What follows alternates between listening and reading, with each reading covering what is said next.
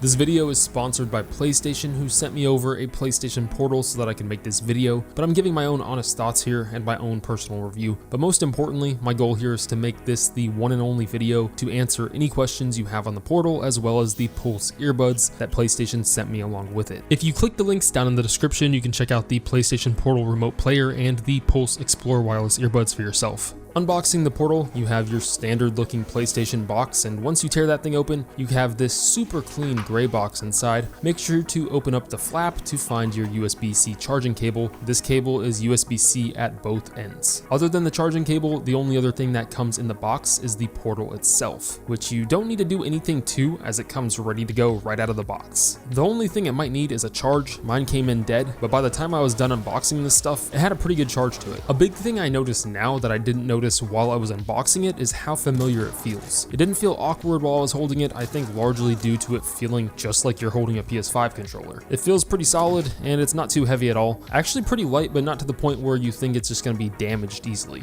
But we'll get more into the Portal in a minute after unboxing our Pulse earbuds. These come in a pretty standard PlayStation box as well, but once you get through the packaging, and they do package this thing like crazy, it's nice and tight in there, like layers of packaging here, you get to a really awesome looking case. This thing is basically like a mini PS5. It kind of clicks when you open it. Super high quality case. I thought it was really cool. If you're a big PlayStation fan, I think you're gonna like the case alone. This is also the charging case for the earbuds, which also takes USB-C at one end. We'll get more into how these things work and how to set them up after we take a deeper look into the Portal. The PlayStation Portal requires you to own a PS5 and only works through Wi-Fi. So your PS5 needs to be connected to a Wi-Fi network, and the Portal needs to be connected to a Wi-Fi network. Games are not downloaded to the Portal. It doesn't have a storage space designed to store games. It streams them from your PS5 over to the Portal. I was able to play away from home, connected to a hotspot as well as other Wi-Fi networks, but got the most consistent and reliable connection through being in the same home as my PS5,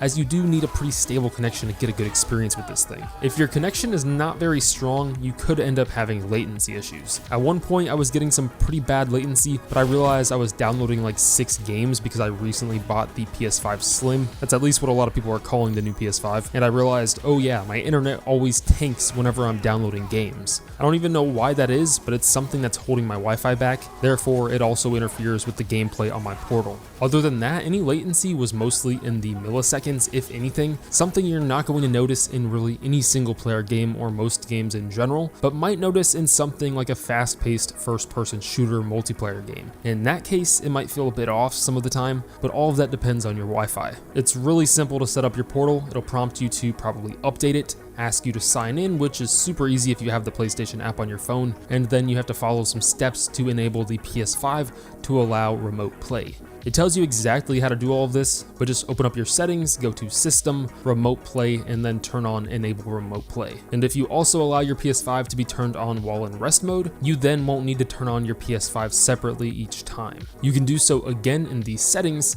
Go over to System Settings, Power Saving, Features available in rest mode, and then turn on Stay Connected to the internet, and then enable turning on PS5 from network. Once your Portal is connected to your PS5, if you need to access any settings for it, you swipe down from the top right corner of the screen to open up the Portal's menu, where you can disconnect the Portal from the PS5 and connect it to another one if you need to. You can manage what you're listening to audio through, but we'll do more of that in a little bit. You can change the brightness, put on airplane mode, or you can go deeper into the settings to change your Wi-Fi network and other settings, such as a rest mode timer for the Portal itself. I haven't messed around with the rest mode and brightness to see how much that affects my battery, but in terms of battery life, this thing is great. I think I went for a good 7 hours of straight gameplay before I even had to charge it. It's pretty solid. So if your PS5 is on and then you switch on your Portal, it connects almost instantly. If your PS5 is in rest mode, it takes about 45 seconds or so, just depending, for the Portal to connect to the PS5 and get it up and going.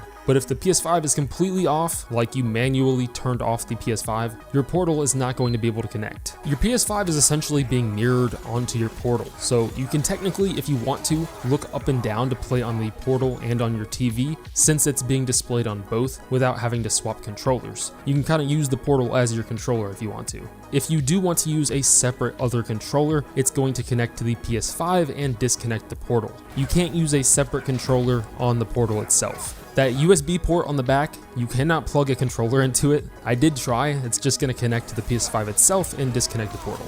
This USB-C port again is meant for charging, which you can simply plug into your PS5 to do so. And on this newer generation of the PS5, it now has 2 front USB-C ports. And by the way, I bought this PS5 myself, it was not sent to me.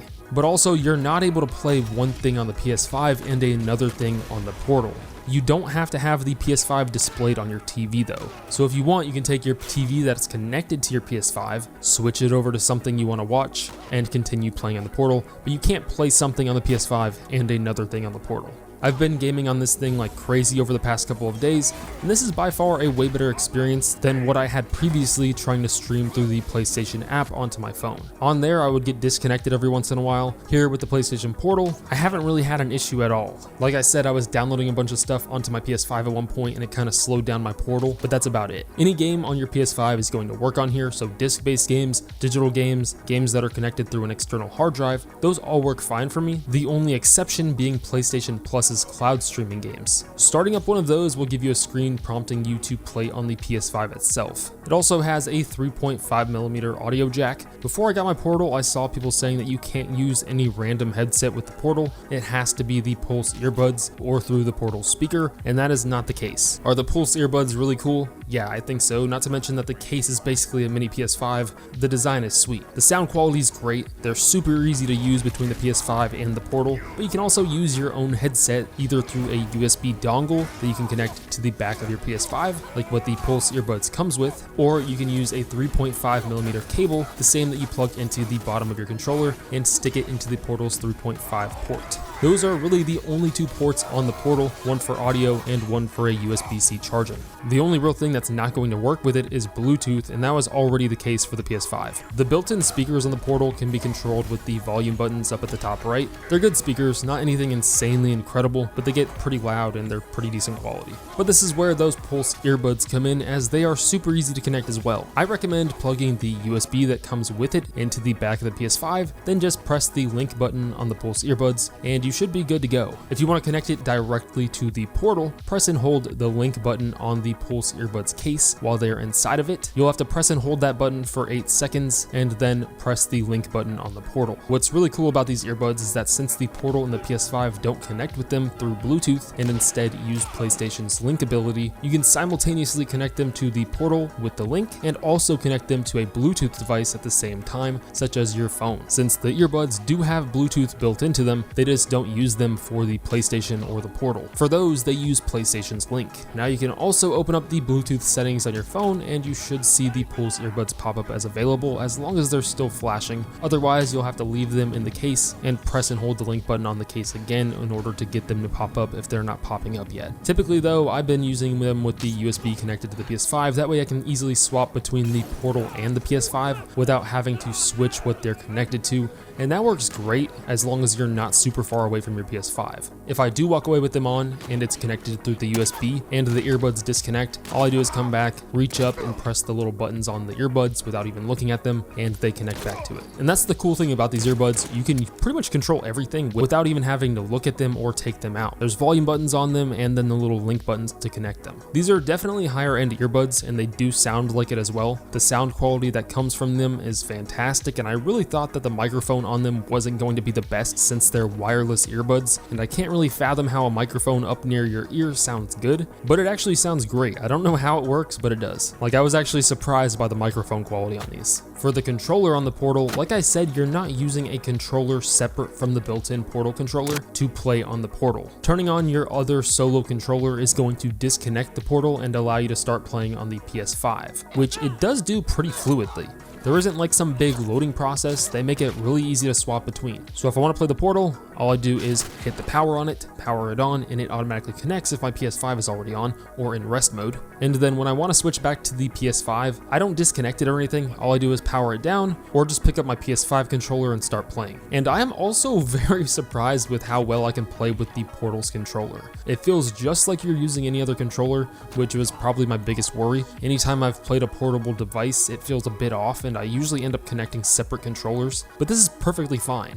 It feels just like any other PS5 controller. You've got the mute button at the top right of the controller. You can still use the button up at the top left to record clips or take screenshots, which will save to the PS5. This is basically the standard DualSense controller with a screen slapped in the middle, but that is actually the best part about it. This is the best feeling and easiest to just pick up and play handheld gaming device I have ever used, mostly because it's a PS5 DualSense controller basically built into it. It's even got the adaptive triggers and all of the cool effects a typical DualSense controller has, with this really nice looking screen in the middle. The screen being an 8-inch LCD screen capable of 1080p at 60 FPS, and I have to say, going from playing on the PS5 with my 4K monitor, I was kind of iffy on how this would look, because I really wanted to be able to go from the Portal back to the PS5 without really noticing much of a difference, and the screen on the Portal actually does look really nice. The screen isn't technically an OLED screen, it's LCD, but it does look a lot like one with how accurate the colors and everything looks. It's super bright, and this might be like one of the best LCD screens I've looked at. So yeah, the controller and the screen, pretty cool stuff, except you're probably wondering,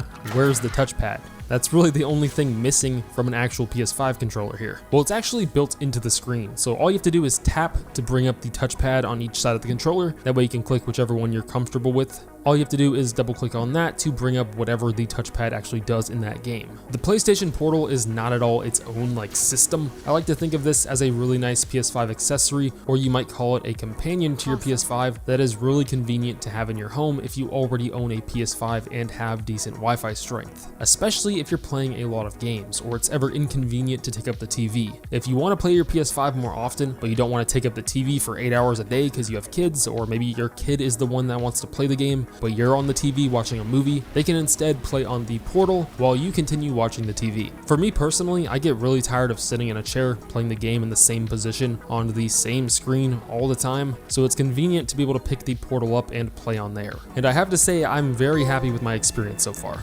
Overall, the PlayStation Portal is a great device to use for what it is designed for. If you have reliable internet, already own a PS5, and can see yourself wanting to play on a handheld device, I highly recommend it. The Pulse earbuds are definitely on the high end of gaming earbuds, but if you have the money to spend, I think these are well worth investing in. But thanks for watching. The links will be down below where you can learn more about the PlayStation Portal and the Pulse Explorer wireless earbuds. Let me know down in the comments what you think about both of them, and thanks again to PlayStation for sponsoring this video. See ya.